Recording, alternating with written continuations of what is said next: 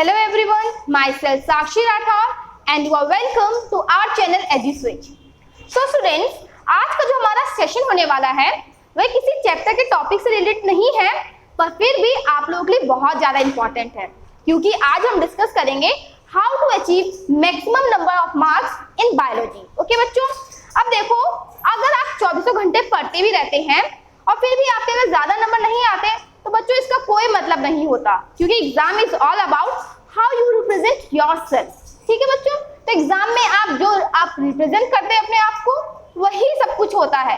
Examiner के लिए आप बस एक कॉपी है, क्योंकि वो आपको नहीं जानता है अच्छे तरीके से या उसने आपको कभी देखा नहीं होता है।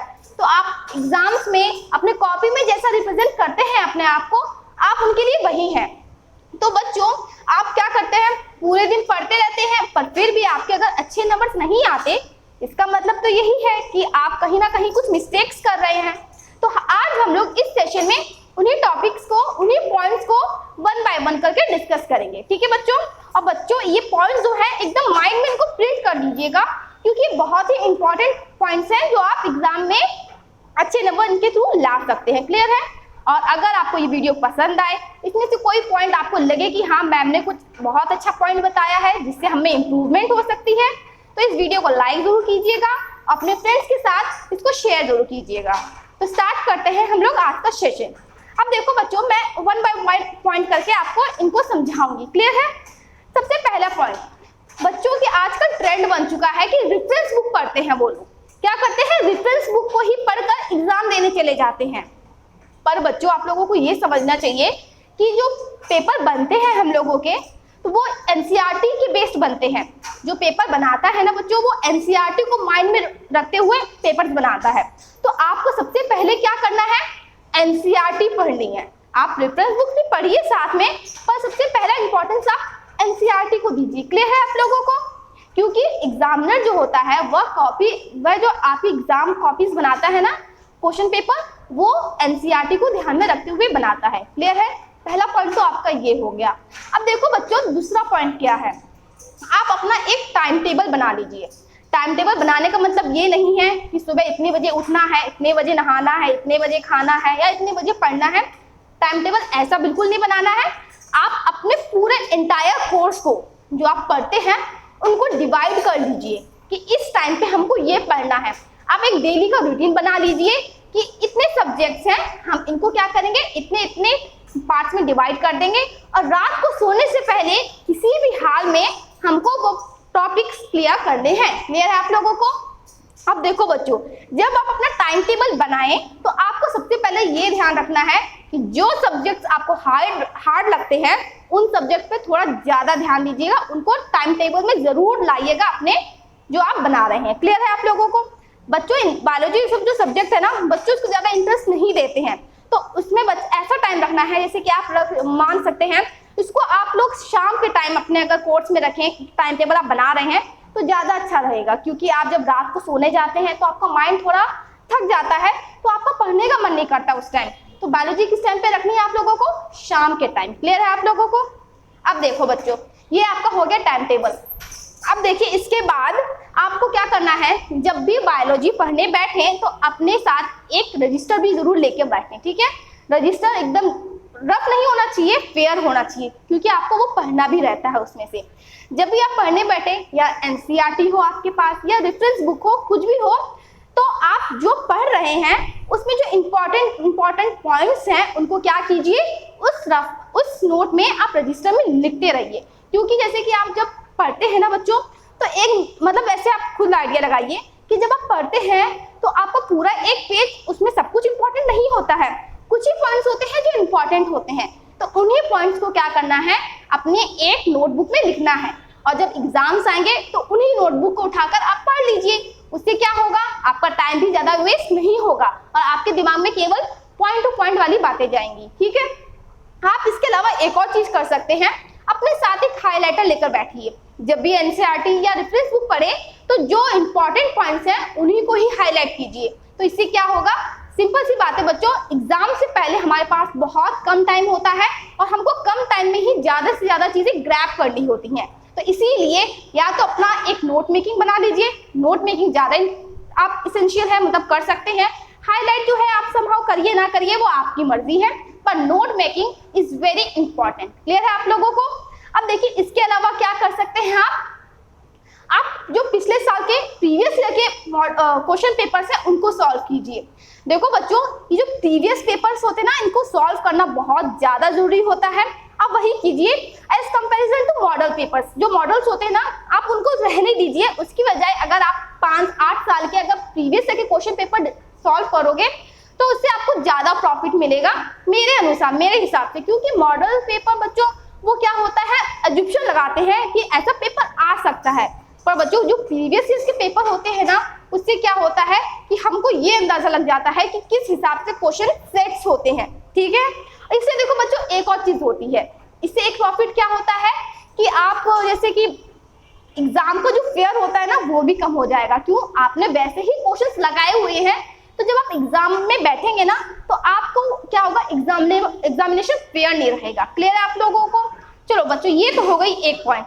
अब देखो, जब आप जैसे बायोलॉजी पढ़ने बैठ रहे हैं जब, तो जैसे कुछ चैप्टर्स होते हैं जो इजी होते हैं, कुछ चैप्टर्स होते हैं जो हार्ड होते हैं। क्लियर है बच्चों? तो क्या करना है, सबसे पहले चैप्टर्स को 4 हिस्सों में बांट लेना है। चैप्टर्स इन दी सेंस ये नहीं एक चैप्टर को 4 हिस्से में बांट लिया, आपके बुक में जितने भी बायोलॉजी के चैप्टर्स हैं उनको 4 हिस्सों में बांटिए। कुछ ऐसे होंगे जो आपको बहुत ज्यादा इजी लगते हैं, कुछ ऐसे होंगे जो आपको सिंपल लगते हैं, और एक ऐसा होता है जो आपको बहुत ज्यादा हार्ड लगता है। तो सबसे पहले कौन सा चैप्टर उठा के पढ़ना है आप लोगों को? एक ऐसा चैप्टर जो एग्जाम पॉइंट ऑफ व्यू से बहुत इंपॉर्टेंट है, प्लस आपको इजी भी लग रहा है। समझ में आया मैंने क्या कहा? एग्जाम पॉइंट ऑफ व्यू से भी बहुत ज्यादा इंपॉर्टेंट है और आपको इजी लग रहा है। फिर जब वो चैप्टर कंप्लीट हो जाए तो उसके बाद आपको वह चैप्टर उठाना है जो आपको इजी लगता है पर एग्जाम पॉइंट ऑफ व्यू से ज्यादा इंपॉर्टेंट नहीं है। क्लियर है? अब देखो बच्चों, इससे क्या होगा, अगर आप इजी चैप्टर्स की आप पहले ही स्टडी कर लोगे तो आपका एक कॉन्फिडेंस क्रिएट हो जाएगा कि हाँ मेरा सिलेबस धीरे धीरे कंप्लीट होते चला जा रहा है। क्लियर है आप लोगों को? अब उसके बाद जब आपके इजी चैप्टर्स कवर अप हो जाए, आप एक ऐसा हार्ड चैप्टर उठाइए जो एग्जाम पॉइंट ऑफ व्यू से बहुत ज्यादा इंपॉर्टेंट है। क्लियर है? इससे बच्चों अगर मान लीजिए कि आपने इजी चैप्टर्स की जगह हार्ड चैप्टर ही पहले उठा लिया, ये सोच गए कि इसमें से ज्यादा नंबर मिलेंगे हम लोगों को, तो बच्चों ऐसी गलती बिल्कुल मत कीजिएगा। क्योंकि देखो क्या होगा कि अगर आप हार्ड चैप्टर पढ़ोगे तो उससे ज्यादा दिक्कत ये होगी कि आपको पढ़ने मन नहीं लगेगा और फिर आप बायोलॉजी उठाओगे ही नहीं, जिसकी वजह से क्या होगा, आप जो नंबर ला सकते थे इजी चैप्टर्स के थ्रू अब वो भी नहीं ला पाओगे। क्लियर है आप लोगों को? तो तीसरे नंबर पे कौन सा चैप्टर डिस्कस करना है जो आपके हार्ड भी लगता है और हाई स्कोरिंग भी होता है। और बाद में अगर टाइम बचे तो एक ऐसा चैप्टर पढ़ लीजिए जो आपको हार्ड लगता है, एग्जाम पॉइंट ऑफ व्यू से ज्यादा इंपॉर्टेंट नहीं है। ठीक है बच्चों, इस सीक्वेंस से अगर आप पढ़ाई करोगे तो आपके क्या होंगे, ज्यादा नंबर आने के चांसेस रहते हैं। अब बच्चों ये तो पॉइंट्स वो हो गए जो आप पूरे साल करेंगे। ठीक है, अब हम उन पॉइंट्स को डिस्कस करते हैं जो आप एग्जाम से पहले करें तो ज्यादा अच्छा होगा, आपके उससे ज्यादा नंबर आएंगे। तो बच्चों सबसे पहला पॉइंट, जब आप एग्जामिनेशन सेंटर पहुंचते हैं ना अपने स्कूल वगैरह में जहाँ पे आपका पेपर होता है, तो क्या होता है कि आप किताब खोल के बैठे होते हैं, अचानक से आपका दोस्त आता है दौड़ते दौड़ते, कहता है अरे तूने ये टॉपिक पढ़ा है? तो आप क्या करते हैं, ओ शिट मैं भूल गया। आप किताब खोल के वही पन्ना पलटना शुरू कर देते हैं कि हाँ ये टॉपिक मैं पढ़ लूं। तो बच्चों ऐसी गलती बिल्कुल मत कीजिएगा। एग्जाम से पहले do not try to do something new, कुछ नया पढ़ने की कोशिश बिल्कुल मत कीजिएगा। ठीक है, इससे क्या होगा कि आप कंफ्यूजन क्रिएट कर लेंगे अपने माइंड में, साथ में वो टॉपिक तो आपको याद होगा ही नहीं और आप जो पढ़ के आए हैं ना बच्चों उसमें भी एकदम कॉन्फिडेंस गिर जाएगा और कंफ्यूजन क्रिएट हो जाएगी। तो क्या करना है, मेरा ये मानना है कि एग्जाम के 1-2 घंटे पहले बच्चों किताब खोलकर ही नहीं देखनी है। क्लियर है आप लोगों को? बच्चों फ्रेंड से दूर रहिए एग्जाम से 1 घंटे पहले, यार नहीं मुझे कुछ सुनना, जितना मैंने पढ़ा है मेरे लिए वही सफिशिएंट है, मैं उसमें ही फुल कॉन्फिडेंट हूँ। सबसे पहली बात दिमाग में ये रखनी है। और अगर आपको बच्चों पढ़ना ही है तो जब आप सुबह जल्दी उठ के पढ़ लीजिए, 2-3 घंटे का रिविजन कर लीजिए, बहुत सफिशिएंट है, बहुत ज्यादा ही। ठीक है, 2 घंटे में आप बहुत कुछ ग्रैब कर सकते हैं थ्रू विच आपने जो नोट मेकिंग की है उसके थ्रू। ठीक है, अब बच्चों जल्दी उठने का मतलब ये नहीं है कि आपको अपनी नींद खराब करनी है, आपके ब्रेन को फ्रेश होना है। ठीक है, तो आपको क्या करनी है, रात को प्रॉपर नींद लेनी है, जल्दी सो जाइए। ठीक है आप लोगों के ये। अब देखिए, आप जब क्या करते हैं, आपके हाथ में जब एग्जाम का पेपर आता है तो आपको हड़बड़ाना नहीं है कि सीधे सीधे क्वेश्चन देखना शुरू कर दिया है, बिल्कुल गलत चीज है। ऐसा करने से बच्चों माइंड एकदम फ्रस्ट्रेटेड हो जाता है। आपको सबसे पहले क्या करना है, उस क्वेश्चन पेपर के इंस्ट्रक्शंस पढ़ने हैं। बच्चों को फालतू जरूर लगता है, पर बच्चों एक बार पढ़ लीजिए, क्योंकि उसको पढ़ने से हो सकता है कि आप कोई फुलिश मिस्टेक ना करके आ जाए एग्जाम में। क्लियर है आप लोगों को? अब देखो, सबसे इंपॉर्टेंट चीज ये है कि 1 नंबर का जब क्वेश्चन आता है ना, 1 वर्ड या फिर maximum to maximum 2 sentence is sufficient. आपको इससे ज्यादा घसीटना ही नहीं है, ठीक है? क्योंकि अगर इसके ज्यादा आपने घसीट दिया ना तो टीचर क्या होता है, एकदम फ्रस्ट्रेट हो जाता है कि यार ये बच्चा कहना क्या चाह रहा है इतना कुछ। आपको कुछ नहीं करना है, 1 वर्ड में लिख दीजिए, टीचर उसी में ही इंप्रेस हो जाता है। अब देखो बच्चों, इसी का उल्टा होता है 3 और 5 नंबर का क्वेश्चन। जब आप 3 और 5 नंबर का क्वेश्चन करने बैठते हैं ना, तो उसमें अगर नहीं भी पूछा है, मान लीजिए कि उसमें आपसे ये नहीं बोला गया है कि आप डायग्राम या एग्जाम्पल दीजिए, पर फिर भी आप कोशिश कीजिए अगर पॉसिबल हो सके तो एग्जाम में आप एग्जाम्पल्स प्लस डायग्राम लिख के जरूर आए। कौन से क्वेश्चन में? जिसमें 3 नंबर और 5 नंबर के जो क्वेश्चंस होते हैं। क्लियर है? जैसे मान लीजिए कि आपसे ये पूछा जाए व्हाट इज फोटोसिंथेसिस, आपसे सिंपल सा क्वेश्चन पूछा गया है व्हाट इज फोटोसिंथेसिस। अब कुछ बच्चे होंगे जो क्या लिख के आएंगे, केवल डेफिनेशन लिख के आ जाएंगे। पर बच्चों आपको क्या करना है, डेफिनेशन लिखनी है, डेफिनेशन के साथ साथ हो सके तो एक डायग्राम बना दीजिए और एग्जांपल्स लिख दीजिए लाइक प्लांट एंड एल्गी। तो इससे क्या होगा, टीचर आपसे इंप्रेस हो जाएगा और आपके उन जो हाई स्कोरिंग नंबर्स होते हैं उनमें से कम नंबर कटने के चांसेस रहते हैं। क्लियर आप लोगों को? तो सबसे इंपॉर्टेंट चीज बच्चों ये है, बायोलॉजी में डायग्राम्स एंड एग्जाम्पल्स, इस चीज को बिल्कुल ही एकदम प्रिंट कर लीजिए कि आपको हाई स्कोरिंग नंबर्स में ये चीजें अगर पॉसिबल है करना तो करके आएंगे। क्लियर है आप लोगों को? ओके, तो अब देखो इसके बाद जो बच्चों बायोलॉजी सब्जेक्ट होता है ना, it is all about writing. आपकी हैंड राइटिंग कैसी है उस पर भी बहुत ज्यादा असर पड़ता है, ठीक है? जैसे कि आप इंग्लिश सब्जेक्ट में ध्यान देते हैं कि आप राइटिंग बना बना कर लिखते हैं। मैं ये नहीं कहूंगी कि एग्जाम में आप सीधे सीधे बना बना के लिखने शुरू कर दीजिए, तो बच्चों इससे आपका पेपर छूट सकता है। ऐसी गलती मत कीजिएगा। जैसे आप जब नोट बनाते हैं ना, मैंने आपको बताया था कि आप नोट्स बनाइए, नोट बनाते वक्त बच्चों आप अपनी राइटिंग को इम्प्रूव कर सकते हैं। हैंड राइटिंग के लिए कोई अलग से टाइम मत निकालिए, टाइम वेस्टेज होगा। आप जब नोट्स बना रहे हैं तभी उसको इम्प्रूव कर लीजिएगा अपनी हैंड राइटिंग को। क्लियर है? अब देखो बच्चों, आपको पेपर स्टार्टिंग कहाँ से करनी है। बच्चे क्या करते हैं, आपका सेक्शन डिवाइड होता है ABCD, है ना?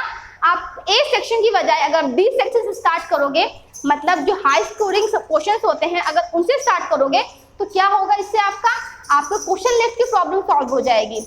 अगर आप हाई स्कोरिंग से स्टार्ट करते हैं तो आपके क्वेश्चन नहीं छूटते हैं। ये सबसे करेक्ट तरीका होता है अगर एग्जाम में आप अपने क्वेश्चंस नहीं छोड़ना चाहते हैं। क्लियर है आप लोगों को? ओके, अब देखो इसके बाद क्या करना है। अब मान लीजिए कि जैसे कि आप कहीं स्टक हो गए किसी क्वेश्चन में, आपको कोई क्वेश्चन नहीं आ रहा है, तो आप पैनिक मत होइए। सबसे पहली बात तो पैनिक मत होइए, आप ठंडे दिमाग से केवल ये सोचिए कि उसका आंसर क्या हो सकता है। अगर तब भी आपको नहीं आ रहा है तो लीव इट, उसको छोड़ दीजिए, उसकी जगह छोड़ दीजिए। जब पूरा पेपर कंप्लीट हो जाए तो उसके बाद क्या कीजिएगा, थोड़ा सोचिए। अगर आपको आ रहा है इट्स फाइन, नहीं अगर आ रहा है तो बच्चों एग्जाम में पैनिक बिल्कुल नहीं लेना है। पैनिक लेने से ही आपका सब कुछ गड़बड़ हो जाता है। क्लियर आप लोगों को? तो आपको क्या करना है, मेरा कुल मिलाकर ये कहना है कि एग्जाम में किसी एक क्वेश्चन में आपको रुके नहीं रहना है, ठीक है? ओके, अब देखो बच्चों, जब आपका क्वेश्चन कंप्लीट हो जाता है, क्वेश्चन पेपर जब पूरा कंप्लीट हो जाता है तो बच्चे क्या करते हैं, हड़बड़ी में भागना शुरू कर देते हैं। ये नहीं देखते उन्होंने क्या लिखा है क्या छोड़ा है, वो कुछ नहीं सोचते हैं, वो सीधे जाके कॉपी पकड़ाते हैं सर को और भाग जाते हैं। ऐसा नहीं करना है। जब आपका पूरा पेपर कंप्लीट हो जाए तो एक बार देख लीजिए, हो सकता है कोई क्वेश्चन आपसे छूट गया हो, ठीक है? हो सकता है कि आपने एक जगह छोड़ी हो करने के लिए, आप वो नहीं लिख पाए, तो आपको एक बार तो कम से कम क्या करना है, अपनी कॉपी को पलट कर देखना जरूर है। क्लियर है? तो बच्चों ये कुछ पॉइंट्स थे जिसके थ्रू आप बायोलॉजी में क्या कर सकते हैं, अपना ज्यादा नंबर अचीव कर सकते हैं। क्लियर है? मैंने आपको सिंपली बताया है कि exam is all about how you represent yourself. तो सबसे पहली बात, अपने आप को अच्छा रिप्रेजेंट करना सीख लीजिए, अपने आप अपने अच्छे नंबर आने लगेंगे। क्लियर है आप लोगों को? तो आशा करती हूँ आप लोग कुछ सीखे होंगे इस सेशन से। तो अब हम लोग मिलते हैं नेक्स्ट सेशन में नए टॉपिक के साथ। तब तक के लिए खुश रहिए, मुस्कुराते रहिए।